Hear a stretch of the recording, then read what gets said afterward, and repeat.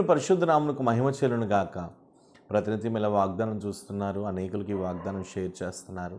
ఈ దినమున దేవుడు మనకి ఇస్తున్న మరొక వాగ్దానం యెషయా గ్రంథం 45వ అధ్యాయము 3వ వాక్యాన్ని ప్రభువు మనకు వాగ్దానం ఇస్తున్నారు. పేరు పెట్టి నిన్ను పిలిచిన ఇశ్రాయేలు దేవుడినైన యెహోవాను నేనే అని నీవు తెలుసుకున్నట్లు అంధకార స్థలములలో ఉంచబడిన నిధులను, రహస్య స్థలములలోని మరుగైన ధనమును నీకు ఇచ్చేదను. దేవునికి స్తోత్రం. చాలా మార్లు మన జీవితంలో మీరు ఎప్పుడు గుర్తుపెట్టుకోండి, మన పేర్లు ఎవరికి గుర్తున్నా లేకున్నా ఒక విషయం మీరు ఎప్పుడు ఈ విషయాన్ని మీ మనసులో పెట్టుకోవాలి. నిన్ను ఎవరు లెక్క చేసినా చేయకపోయినా, నిన్ను ఎవరు లక్ష్య పెట్టినా పెట్టకపోయినా, నిన్నెవరు ప్రేమించినా ప్రేమించకపోయినా, నీ పేరు ఎవరన్నా గుర్తుపెట్టినా పెట్టకపోయినా, నిన్ను ఒకరు గణపరిచినా గణపరచకపోయినా, పేరు పెట్టి పిలిచే దేవుణ్ణి మాత్రం నువ్వెప్పుడు కలిగి ఉన్నావు. ఆయనకి నీ పేరు తెలుసు. ఈ భూమి మీద కొన్ని వందల కోట్ల మంది ప్రజలు ఉన్నారు. ఆ కోట్ల మంది ప్రజల యొక్క పేర్లు కూడా మనమైతే గుర్తుపెట్టుకోలేం.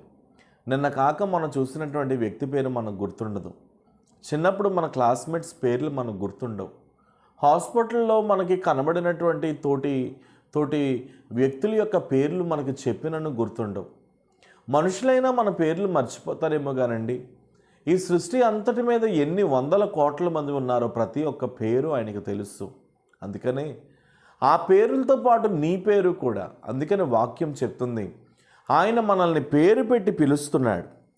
పేరు పెట్టి పిలిచి ఉన్నతమైన అద్భుతాలు చేసి, ఉన్నతమైన కార్యాలు చేసి, నేనే నీ దేవుడైన యెహోవాను అని రుజువుపరచుకోబోతున్నాడు. ఈవేళ నా ప్రియమైన కుమార్తె, కుమారుడా, ఈ వాగ్దానం చూస్తూ నన్నెవరు గుర్తించడం లేదండి, నన్నెవరు ప్రేమించట్లేదండి, నన్నెవరు లక్ష్య పెట్టట్లేదండి, నా కోసం ఎవరు థింక్ చేయట్లేదండి, ఆలోచించట్లేదండి అని ఒక మానసికమైన ఒత్తిడిలో నువ్వు ఒకవేళ ఉంటే, ఈవేళ నీతో ప్రభు మాట్లాడుతున్న మాట ఏమిటంటే, నిన్ను పేరు పెట్టి పిలిచేటటువంటి గొప్ప దేవుడిని నువ్వు కలిగి ఉన్నావు.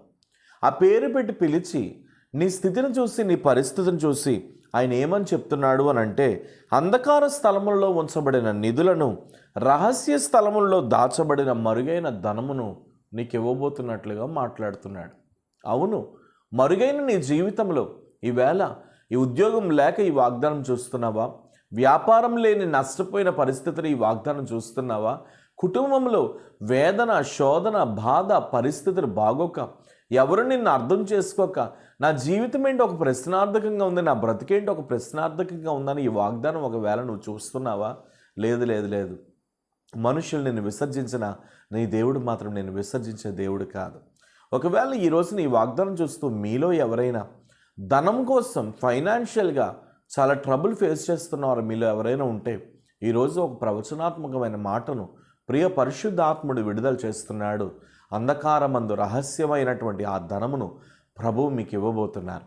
ఎక్కడైతే మీరు ఫైనాన్షియల్గా అవసరతల కొరకు ఎదురు చూస్తున్నారో, ఆ ఫైనాన్షియల్ బ్రేక్ త్రూని దేవుడు ఈవేళ మీకు కలిగించబోతున్నాడు. అంధకారమందు దాచబడినటువంటి ఆ గొప్ప ధననిధులను దేవుడు మీ జీవితంలో ఇవ్వబోతున్నాడు. నీకే జాబ్ రావాలా, ఆ జాబ్ను దేవుడు నీ కొరకు పంపిస్తున్నాడు. నీకే వ్యాపారం రావాలా, ఆ వ్యాపారమును దేవుడు నీ కొరకు పంపిస్తున్నాడు. నీకే యొక్క సమస్యలను బట్టి నువ్వు విడుదల కావాలని ఆశపడుతున్నావో, ఆ ప్రతి సమస్యను బట్టి దేవుడు నిన్ను విడిపించబోతున్నాడు. ధైర్యం తెచ్చుకో, నిబ్బరము కలిగుండు. ప్రేమ, నమ్మకము, పరిశుద్ధమైన తండ్రి, పేరు పెట్టి పిలిచావు. ఎవరు కూడా మా పేర్లు గుర్తించరు, ఎవరు మా పేర్లను బట్టి ప్రభా మమ్మల్ని లక్ష్య పెట్టరు. కమ్మని మమ్మల్ని పేరు పెట్టి పిలిచినందుకు మీ నామాన్ని మహింపరుస్తున్నారు. ఇవాళ ఈ వాగ్దానం చూస్తున్న వారిలో ఎవరైనా సరే ప్రభా, రహస్యమందు దాచబడినటువంటి ధనం కొరకు ఆశపడుతున్నారు. ఫైనాన్షియల్గా చాలా క్రిటికల్ పొజిషన్స్లో కొన్ని ఫ్యామిలీస్ ఉన్నాయి. ఒక విడుదల యేసు నామంలో కలుగునుగాక. ఒక విడుదల యేసు నామంలో కలుగునుగాక. ఇప్పుడే ఫైనాన్షియల్ బ్రేక్ త్రూ ప్రతి ఫ్యామిలీకి యేసు నామంలో వచ్చునుగాక అని ప్రార్థిస్తున్నా. మీరు ఆశీర్వదించండి, బలపరచండి. ఉన్నతమైన కృపను ఇవ్వమని యేసు నామమున నడుచున్నాను తండ్రి, ఆమేన్. God bless you. దేవుడు నమ్మదగిన వాడు. ప్రభు మిమ్మల్ని దీవించి ఆశీర్వదించునుగాక. Praise the lord.